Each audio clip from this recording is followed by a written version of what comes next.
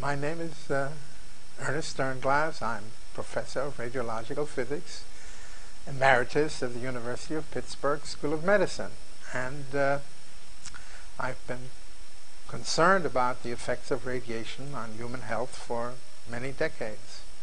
As a matter of fact, it goes back to the first years when we built a house here in Pittsburgh, and we were asked whether or not, well, everyone was asked to build fallout shelters, and that's how I began to become concerned, because until then I was working mainly on X-rays and diagnostic radiology, trying to reduce the dose and get better pictures. But when I heard about fallout back in it was about 1960, 61, and I was here president of the local chapter of the Federation of American Scientists, and so we all became concerned, will fallout shelters protect us from all this bomb fallout, or if there were an attack on Pittsburgh? And we looked at the recently declassified data on fallout, and we concluded, all of us, that there's no way to survive. Even if you survived miraculously in a bomb shelter, the entire environment would be contaminated. And that is how I began to realize that our government was not telling us the truth about the seriousness of low-level radiation exposures. Because at the same time, in 1960, 61, I found out about a paper by Dr. Alice Stewart in England that was reported at congressional hearings about the need for bomb shelters. And in that paper it showed that when a woman receives just a couple of X-rays during pregnancy to find out the position of the baby or the size of the opening, the canal through which the baby has emerged, it turns out that she found that women who had received X-rays during pregnancy had twice the risk of developing cancer in their children, that the children before age 10 developed leukemia and cancer at twice the rate than a control group of women who had the same background and same history, same age and everything. And so we knew all of a sudden that very much less radiation is needed to damage the infant in utero. Because for many decades, since the beginning of the century, 1895, when X-rays were discovered, we had always taken diagnostic X-rays, chest X-rays, dental X-rays for granted. In fact, I remember as a young boy walking into shoe stores and watching my toes through the shoes, wiggling my toes. And so my father was a dermatologist and talked to my mother, who was a gynecologist and pediatrician, about the danger of X-rays, that he had to repair skin cancer that had been produced by other doctors using X-rays to treat acne. And all these mistakes in the early years of medicine led to our beginning of our understanding that radiation is both a benefit and a source of great concern if it's misused. And so I was, in a sense, programmed from early childhood to be worried about X-rays, having learned about it at the dinner table when my mother and father discussed it. So that was one thing that made me decide to investigate what happened after bomb fallout came down in the United States.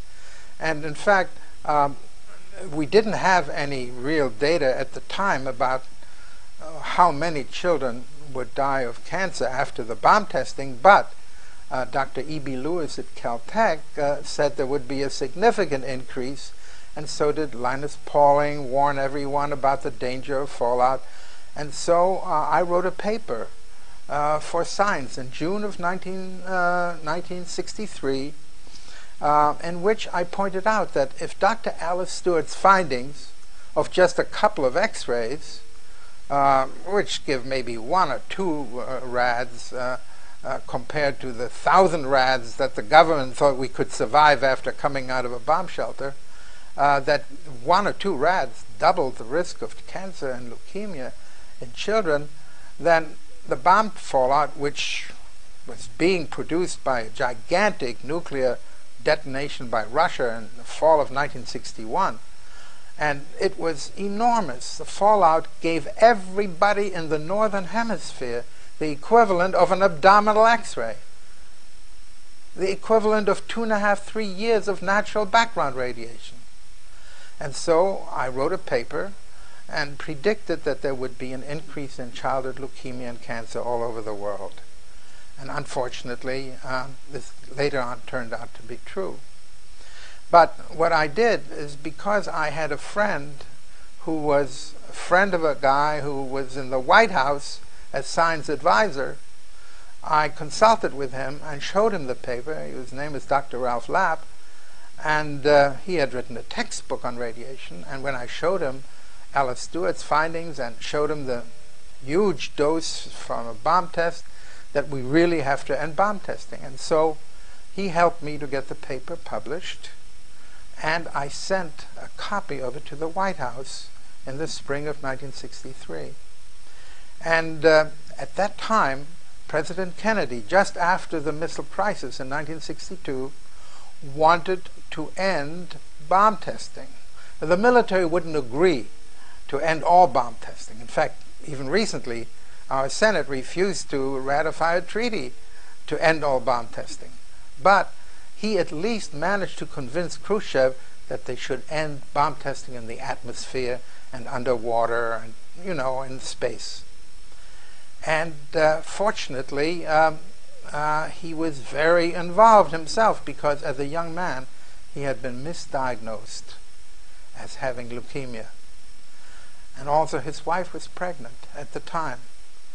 And therefore, he was particularly concerned. And right after my paper came out, he addressed the nation and said, "We want to end strontium-90 in the bone of our children and leukemia in their blood, and therefore I will negotiate a test ban treaty with Khrushchev." And he sent the governor of New York to Moscow, and it was signed. And then he faced the fact that it had to be ratified by the Senate. And so he arranged for hearings. And the first time, and the only time since then, in the history of our government, that radiation was being regarded as of concern to the government. And so the hearings by the Joint Committee took place in August of 1963, and a number of scientists from St. Louis, from Harvard, and myself were invited to testify about the need to end bomb testing. And that, fortunately, got a lot of women concerned enough to march around the White House with baby carriages and send letters to the senators and demanding that they ratify the treaty. And fortunately, one of the last things that Kennedy did before he was assassinated was he signed the test ban treaty, which was approved and ratified by the Senate. And that may have been the biggest legacy that Kennedy left behind, because since then we've learned that during the time of bomb testing, not only did his own baby die that summer at birth, but all across the United States and around the world, infant mortality had stopped declining. But I didn't find that out until 1968, another 5 years, when I went back to work on my, concern about reducing diagnostic X-ray dose and so on. I decided that everything, I talked about it in public and Congress, and so I hoped that they would certainly lower the permissible radiation doses and end nuclear bomb testing. Fortunately, they did end testing in the atmosphere, but they began a series of underground tests all through the 60s, which I only heard a little bit about. But not until 1968 did I hear that there was an increase in leukemia in Albany, New York, which is, very strange. And it turned out it was after a bomb test in Nevada that drifted all across the United States and hit a heavy rainstorm, thunderstorm over Albany, and it came down, and there was a professor of chemistry, radiation chemistry, who had a bunch of students in a laboratory in Troy, New York, right across from Albany, and they found all their Geiger counters were going mad. they had enormous increase in sound in count rate. Well, they called up the Atomic Energy Commission lab in New York and found out there had been a bomb test in Nevada, 30,000 tons of TNT equivalent that drifted all across, Kansas, Missouri, Pennsylvania, New York, and hit a thunderstorm in Albany, New York. And that led to an enormous local increase, just like near the bomb test site in Utah, where many people had for years been getting these bombs. But this had not been recognized, except for Ralph Lapp pointing out that these occurrences did take place, these fallout episodes, localized, where rain came down, because 90% comes down with rain and snow. And so we encountered the possibility, and he urged, looking for cancer increases in Albany. And I did indeed find there was a significant increase, almost a doubling, in the number of childhood cancer cases 4, 5, 6 years later, just as Dr. Stewart had discovered for medical x-rays. And that caused a lot of concern, with a lot of upheaval, because I gave this talk at a meeting of the Health Physics Society where people were hoping that they could have the benefit of nuclear energy forever, replacing dirty coal as we have here in Pittsburgh, and have unlimited energy forever, by using breeder reactors and all those things. And then I come up with this finding that tiny amounts of radiation, 1/100th to 1/1000th of what it took to increase double the rate of cancer in an adult, caused a doubling if it was given to the baby in the first 3 months of pregnancy, in utero, in the mother's womb. And that caused a big controversy. John Goffman, who worked at Livermore, a professor of University of California, Berkeley, he had accepted a position in Berkeley, in Livermore, to look at the health effects of nuclear bomb for peaceful uses. We were going to build a Panama Canal with detonating a string of 100 megaton bombs.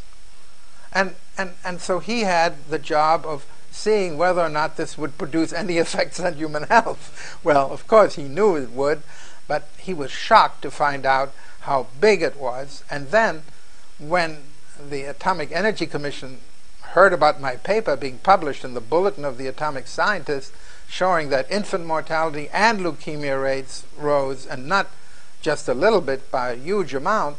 In fact, I calculated by 1969, 68, some 400,000, 380,000 babies in the United States died in excess of normal expectations, because, had been coming down, and then suddenly it leveled off and began to rise, and then after the bomb test ended, it started and resumed its decline. So it was pretty obvious that it was bomb testing and not something else. But of course, the Atomic Energy Commission and the people in the nuclear industry, just starting to build big reactors all over the nation, were very upset by these findings. And so this created a huge controversy, and John Goffman was asked to look into it. Well, he did.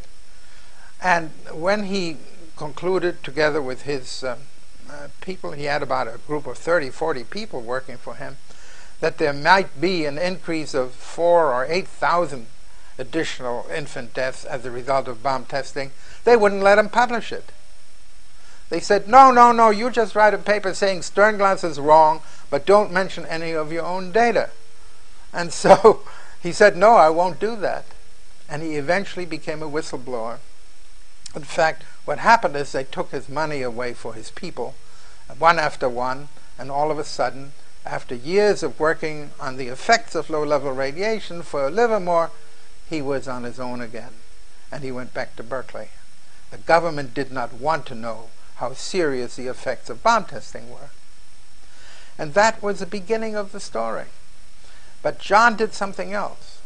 John Goffman was a very, very conscientious person. He was both an MD and a PhD in physics. And he decided to look at what was happening from nuclear reactors that were just being built at the time. The first reactor was built here in Pittsburgh, and got going in about 1958. And he concluded that by 1968-70, from the nuclear reactors that were then operating, about 20 of them or so, he said there would be something like 32,000 extra cancer cases every year.